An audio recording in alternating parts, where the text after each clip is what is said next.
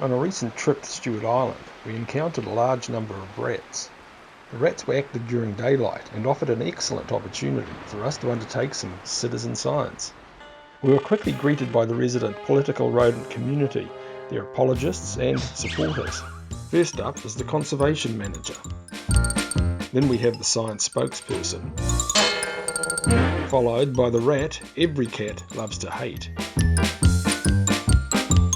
And with every bureaucracy, there's a master of spin, the expert of collated anecdote, and finally, the rat that will do anything to get elected and be part of the team.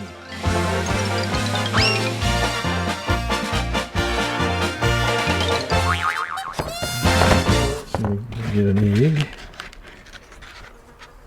just a smallish egg. After settling in a day of observation, it was agreed that it was time to put the appetite of these rodents to the test. 2 bits of bread, one with peanut butter and one with just bread. Chook egg, free range, straight out of the chook nest.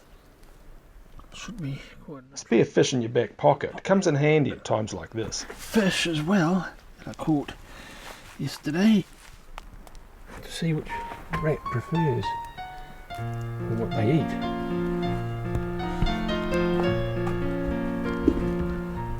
It was now simply a matter of patience, and it wasn't long before Dave Ratty Hands was on the scene and poking around. He was certainly keen on the bread with peanut butter coated onto it. No interest in the free-range chook egg, no interest in the fish, no interest in the bread without spread. No, Dave was all nuts.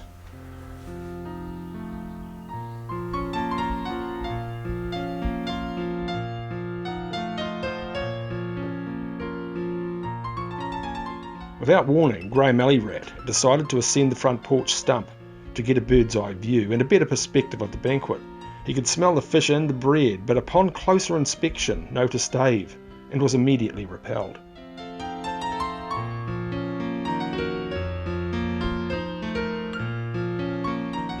Dave, as sneaky as ever, wasn't in the mood for sharing, and so it was off with the Molenberg and peanut butter. A short time later, I turned back to the action to notice Gareth Pussy Rat had snuck into the fish. It was no surprise, given the sooner the fish was gone, the less chance a cat could find it. But to my surprise, something else got his attention. Gareth was keen on peanut butter too. Not eggs, but plain bread will do.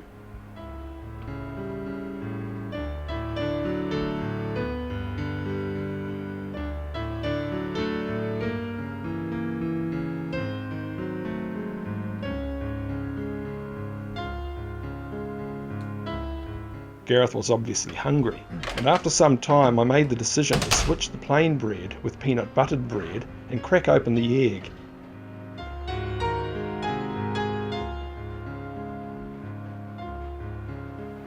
Rats don't live long in the wild. The average lifespan is less than a year. In one study, the researcher found that 95% of the rats living in a farm were no longer alive after a year, so rats suffer very high mortality in the wild.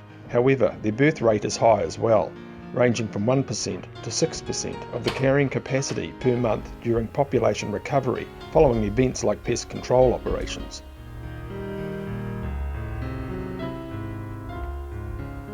Within minutes, Graham Alley Rat showed up again. A quick scan to see who was about, a sniff of the fish, a splash into the egg yolk, and he was off with the bread before Dave had a clue what was going on. No interest in the egg or yolk whatsoever. What I'm going to do is put another piece of bread without peanut butter on it to see how he likes that. Excuse me for a moment. Oh, I might just zoom in a little. And so it was back to basics. Plain bread, fish and egg.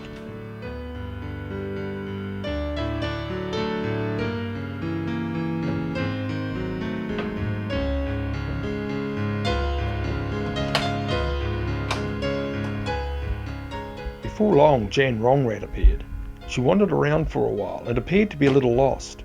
Another rat, difficult to identify, pointed her back in the right direction.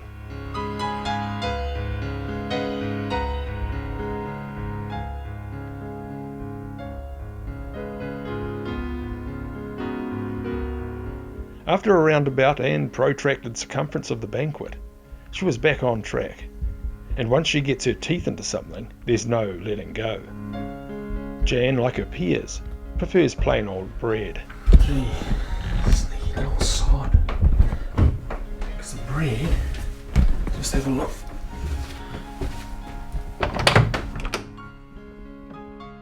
A quick scan around my environment, I approached the fish and the egg to investigate. As you can see, there's the egg. Not the slightest bit interested in the egg. Fish is fresh.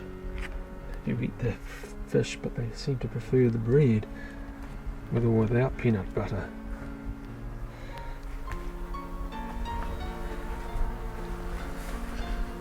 Cylinders up there. So it was time to boil the billy, and like any good spin doctor, the time to strike is when the audience is relaxed.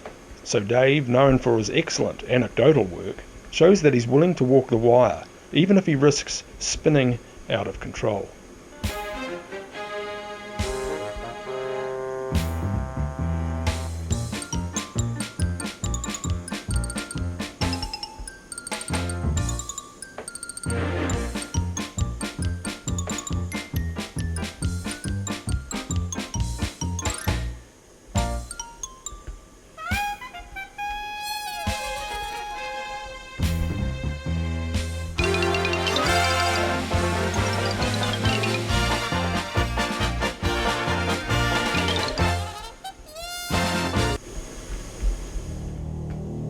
With less food on offer now, and only crumbs of the bread left, Dave chooses to try the fish. After all, tarakihi is considered a top shelf dish.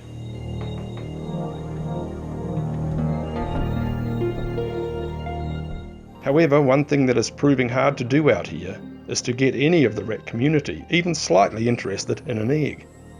Bread, nuts, fish, peanut butter appear to be far more attractive to the rats of Rakiura than an egg. So it's time to change tactics and use a little more encouragement. So we'll put some peanut butter on these eggs. See if we'll eat the egg. Lures are sometimes used by the proponents of 1080 poison to help capture predation footage, the sort of footage you see on the news every week.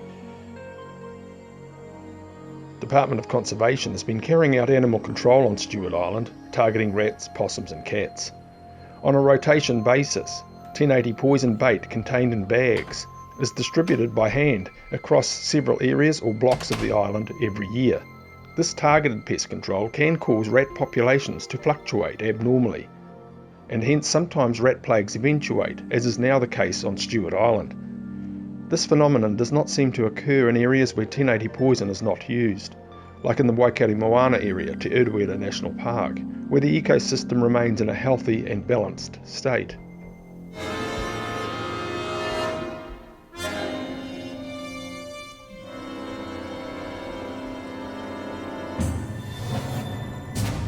Maggie Bushrat is no stranger to gardens, but out here, in the wild, it takes a while to get to know your way around and how the ecosystem actually works.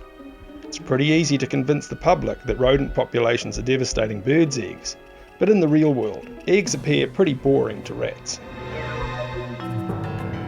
And then, like a flash in the pan, Del Rograt appears. For a moment he stands tall, but soon scampers back into the hole he came from. Rats have excellent senses to identify potential food sources. They rely on their whiskers through touch, and their nose and hearing are also fine-tuned. Their eyesight appears to be designed for close encounters, and their vision is reportedly quite blurry.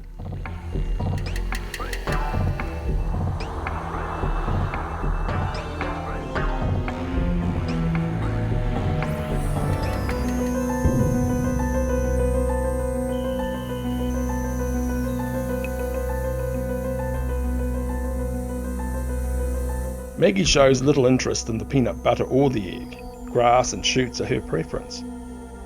And then, while doing his beat, Gareth spots Maggie and goes for her like Trump on a Mexican. Put some couple of nuts around the egg.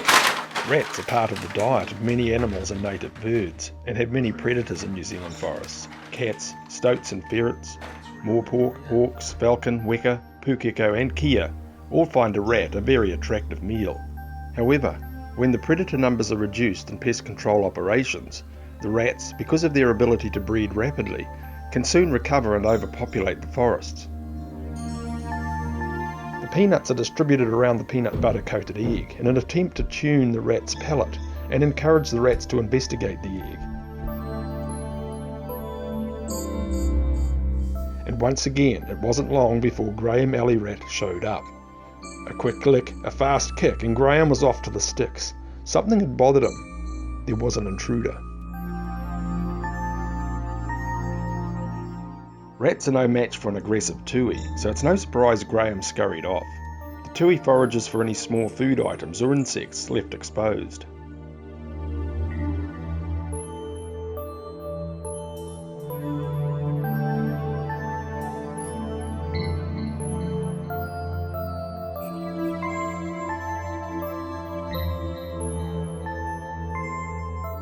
Soon after the tui is gone, Dave Rattyhands is back on the scene. The nuts sure get his interest. Mind you, Dave is just nuts.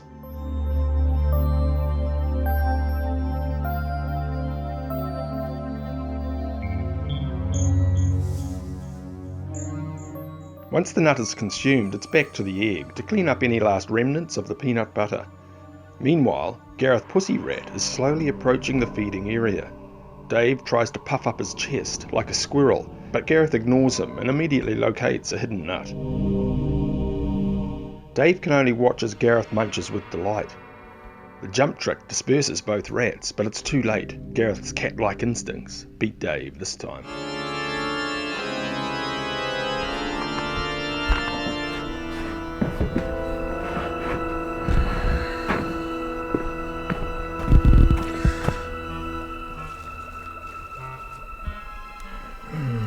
The egg has looked clean. I like that peanut butter, that's for sure. And there's nuts too, they like the nuts. I'm going to leave the egg there.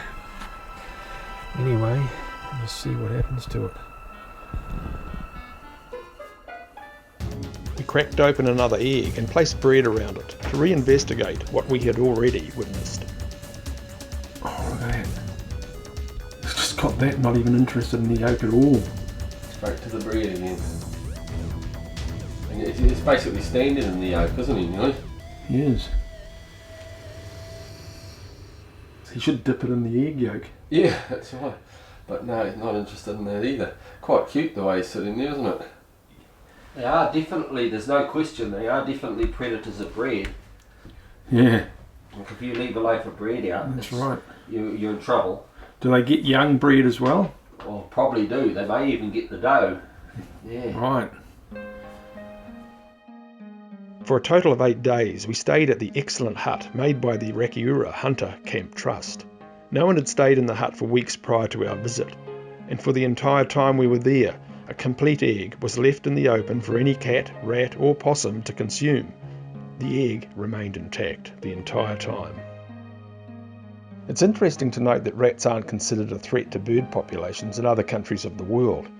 In New Zealand, the pest industry relies on keeping the public in a state of predation fear to sustain its $100 million aerial poison budgets. We thank all the rats that participated in this experiment, and be sure to catch the next episode where we ask a possum what it really thinks about the use of 1080 poison for wildlife management, and whether it effectively controls rats. If it wasn't so serious, it would be a laughing matter.